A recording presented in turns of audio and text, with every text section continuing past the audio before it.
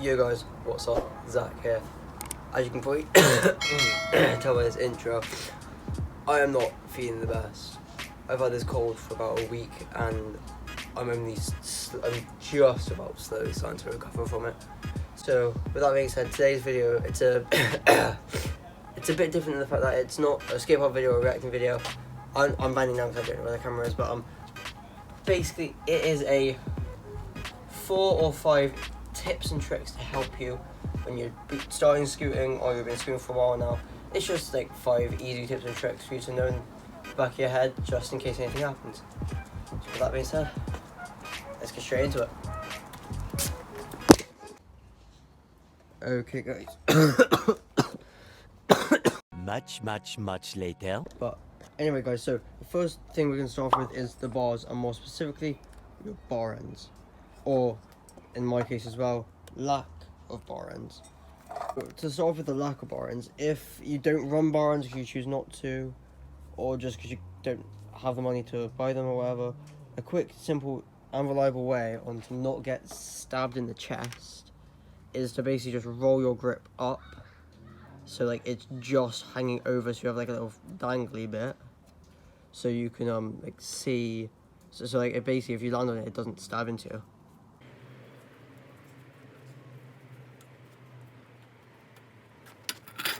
Okay guys, so now as you can see, you cannot like touch the bar end unless you push in to your grip.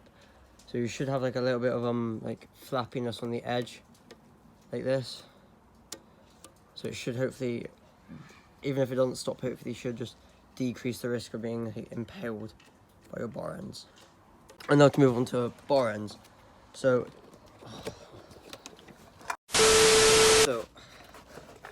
if you like me and you like to run bar ends, but you buy grips with bar ends, or you accidentally buy bar ends that are too thick. Sorry, let me just get this one out real quick.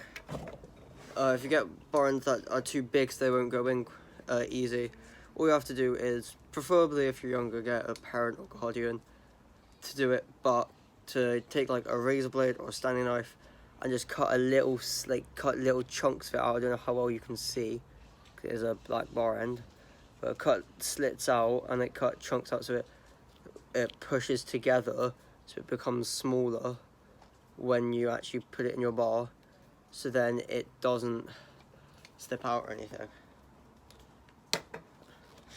But the only downside of this is that it will break easier because the rubber is weaker. That's why I don't have one on this end anymore, because it broke off. Roll my grip back up. On. Hello. Where the fuck did you go? Hello, Reggie. So with that being said, let's get on to tip number 2. Okay guys, so tip number 2 is to always carry wax with you, because trust me, when you start learning grinds and grind combos, or you really just like to slide about the park, or you like to hit curbs or whatever, trust me, always carrying around a little bit of wax, even if it is just like a little tea candle, like what I've got here, obviously without the packaging because I carry it in a bag. It's always handy to carry around a little bit of wax because you also never know who will need it at the skate park. And if you're only going for a little sesh, what you also might want to do is, so if you're only going to the skate park for like an hour or two and you don't really want to have to carry your wax with you, or you don't have a way to carry your wax with you, just wax up the bottom of your deck before you go out, so then you know, even if you don't have it on you, your deck is still slippery enough for hitting all those crazy Smith Feeble 50 combos that I know some of my viewers be doing. You want to get a nice coverage, make sure it's not too covered, otherwise you will just like not be able to do anything. But yeah, that is tip number 2. Okay, so tip number 3, or just like, yeah, tip number 3 basically. Carry Allen keys with you. Y tools, T tools, skate tools, keys. Normal Allen keys. Just carry as many sizes as you can. I recommend carrying at least 2 or 3 of each size. So 6mm, 5mm, 4mm, and possibly a couple 3mm, because some brake bolts, for some reason, if anyone at skate park has like the lock-on grips, they take normally 3 or 2 mils, so maybe carry 1 or 2 of those really small ones. But yeah, it's always handy because you never know whose scooter could break or whose scooter can either dial up, or just someone could just want to swap on and off parts at the skate park or whatever. So it's always handy to carry. So make sure to carry some of these, and if you don't, make sure you know someone who does. If you don't have them, make sure you know someone who does, whether it's your mum, your dad, your stepdad, your stepmom, your parents, cousins, whoever it may be. Even if it's your neighbour, ask around, because trust me, these can help so much. Okay, so tip number 4. This mainly only applies to park riders. So if you're a street rider, you don't have to pay attention to this one. But always wear your gear. You will never see me, unless I am just hitting rails at Hengrove, or I'm literally just warming up. And by warming up, I literally mean doing like bar air, or just like cruising my local. I will not be seen without my helmet on, at least. Because the amount of times I've slipped and hit my head, or my mate actually, she dropped in the 3-foot at my local.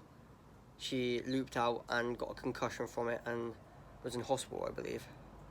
So that's why I always make sure I wear the dome piece, no matter which one it is, whether it's one of my old ones or this one. I always make sure I'm wearing a dome piece, because these save lives. Trust me. I'm not just saying it for the fuck of it, trust me. These save lives. And if you're trying to learn like air tricks, or you just want to get better at tricks, pads. Knee pads are the nicest things. Yeah, they might not feel the most comfortable, but trust me, when you're doing like, if you're doing like bry butter air, or some like insane double overhead combo, or just your Luke Green and doing some like kicky whip bright, or some nutty shit, or even if you're just learning whip and stuff, or like you're learning to drop in, trust me, pads help so much. Because then you don't have to be afraid when you fall off. You don't have to run it out and possibly hurt your ankle or hurt your feet. You can go to your knees and it will be fine. 9 times out of 10. I have had a couple instances where I've put my pads on, I've gone to my knees and my pads slipped. My pads slipped because of my sweat, and that's then meant for it to like not be protecting of my knee, and then I thought I'm going to break my kneecap at one point. But make sure you bring, if you're a park rider especially, make sure you carry like a helmet at least on you, if not pads as well. Okay, so tip number 5, it's kind of a tip, kind of not, it's just somewhat useful I found, is carrying some deodorant with you, whether that's Lynx, whether that's whatever you want to carry, whether that's just like some aftershave or something.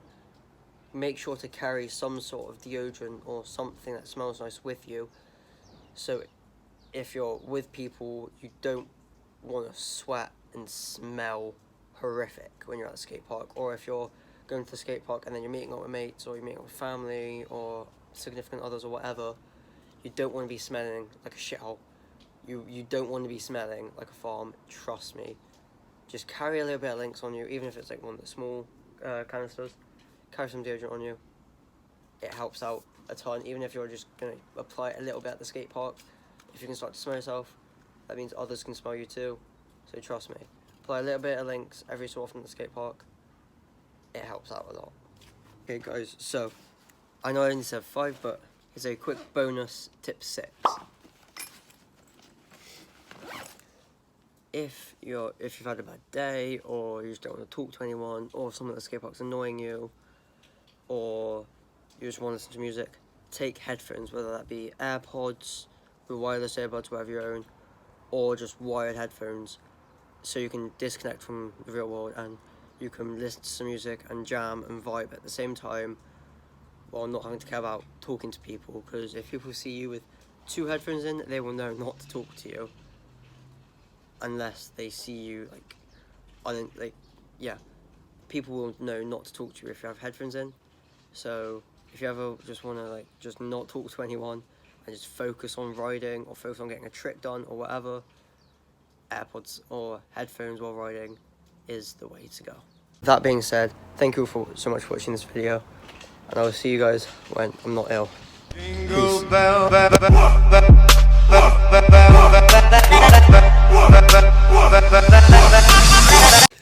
Hello, Reggie.